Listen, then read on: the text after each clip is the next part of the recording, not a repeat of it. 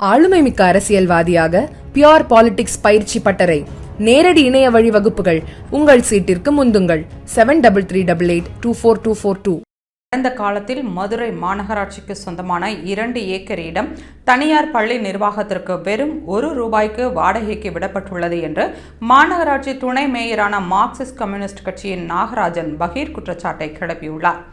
இதுகுறித்து பேசியுள்ள நாகராஜன், குளிரூட்டப்பட்ட திருமண மகால்களை A கிரேடில் வரி வசூல் செய்யாமல் C பிரிவில் வரி வசூல் செய்யப்பட்டுள்ளது. PP சாவடியில் உள்ள ஒரு பிரபலமான மகால் 15,000 சதுர அடியில் அமைந்துள்ளது நிலையில் வெறும் 2,000 சதுர அடிக்கு மட்டுமே வரி வசூல் செய்யப்படுகிறது.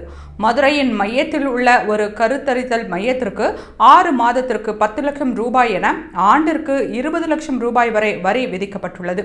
2012ஆம் ஆண்டில் இருந்து வரி விதிக்க இந்த கட்டிடத்திற்கு உத்தரவு உள்ள நிலையில் 2018இல் இருந்துதான் வரி விதிக்கப்பட்டுள்ளதால் மாநகராட்சிக்கு இந்த கட்டிடத்தில் இருந்து மட்டும் ₹1,20 லட்சம் இழப்பு ஏற்பட்டுள்ளது. All India tourist development corporation நிறுவனத்திற்கு ரயில்வே நிர்வாகம் ஒப்படைத்த வணிக வளாகத்தின் வாடகை விடும் ஒப்பந்தத்தில் உள்ளாட்சி அமைப்புகளுக்கு வரி செலுத்த வேண்டிய நிலையில் ₹4 கோடி வரை வரி தள்ளுபடி செய்யப்பட்டுள்ளது. கிருஷ்ணாபுரம் காலனி செல்லும் வழியில் உள்ள மாநகராட்சியின் 2 ஏக்கர் நிலம் கடந்த காலத்தில் தனியார் பள்ளி நிர்வாகத்திற்கு வெறும் ₹1 வாடகைக்கு விடப்பட்டுள்ளது.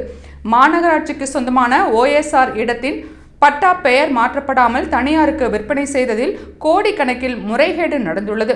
தனியாருக்கு தாரை வார்க்கப்பட்டுள்ள மாநகராட்சிக்கு சொந்தமான கோடிக்கணக்கான மதிப்புள்ள இடங்களை மீட்க வேண்டும் என்று தெரிவித்துள்ளார்.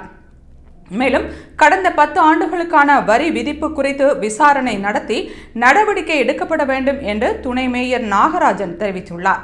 திமுகவுடன் கூட்டணியில் இருக்கும் மார்க்சிஸ்ட் கட்சியின் துணை மேயரான நாகராஜ் மதுரை மாநகராட்சியில் நடந்த ஊழல் குறித்து வெளிப்படையாக பேசியுள்ளது பெரும் பரபரப்பை ஏற்படுத்தியுள்ளது.